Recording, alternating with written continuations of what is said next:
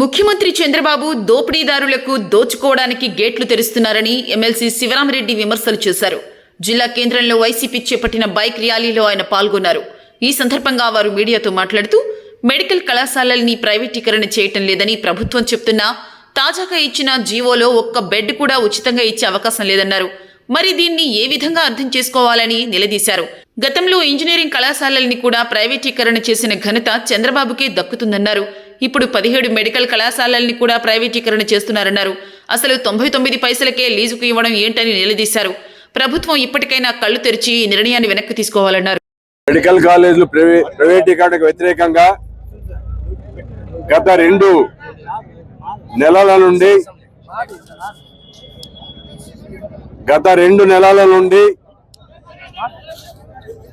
చంద్రబాబు నాయుడు గారు చేస్తున్న ప్రైవేటీకరణ విధానానికి వ్యతిరేకంగా పెద్ద ఎత్తున ప్రజల్లో స్పందన రావడం జరిగింది. దానికి చిహ్నంగా సుమారుగా 1 కోటి సంతకాలు పైబడి ఈరోజు రాష్ట్ర వ్యాప్తంగా స్పందన నుండి సంతకాలు చేయడం జరిగింది. చంద్రబాబు నాయుడు గారు సుమారుగా ప్రైవేట్ కాలేజీలన్నిటికీ జీతాలు నేనే భరిస్తానని 2 సంవత్సరాల వరకు మన జీవో విడుదల చేశారు. ఒక్కొక్క మెడికల్ కాలేజీకు ఖర్చు పెట్టాలనుకుంటే జగన్మోహన్ రెడ్డి గారు ఉన్నప్పుడే 8,000 పైబడి చిలుకు నాబార్డుతో ఒప్పందం కూడా జరిగింది. కట్టడానికి వీళ్ళు శ్రమించాల్సిన అవసరమే లేదు.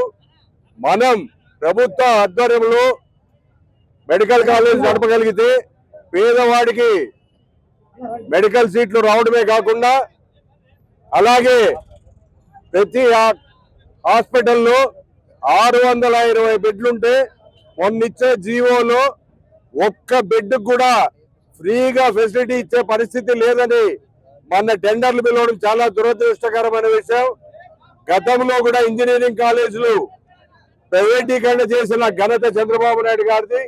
అలాగే ఈరోజు ప్రైవేట్ కాలేజీలు 17 మెడికల్ కాలేజీలు జగన్మోహన్ రెడ్డి గారు ప్రభుత్వ తరఫున నడపాలి. ప్రతి పేదవాడు డాక్టర్ కావాలి, ప్రతి పేదవాడికి మనం ఆరోగ్యాన్ని ఇవ్వాలనే బాధ్యతతో ఆయన బాధ్యతాయుతంగా అన్ని కార్యక్రమాలు చేస్తే ఈ రోజు స్థలంతో పాటు కేవలం 99 పైసల లీజుతో ప్రైవేటీకరణ చేసి దోపిడీ దాంట్లో వాళ్ళను దోచుకోవడానికి అవకాశం కల్పిస్తున్న ఈ చంద్రబాబు నాయుడు గారు ముఖ్యమంత్రి గారు ఇప్పటికైనా కళ్ళు తెరిచి ప్రభుత్వ ఆధ్వర్యంలోనే దీన్ని నడపాలని డిమాండ్ చేస్తున్నాం.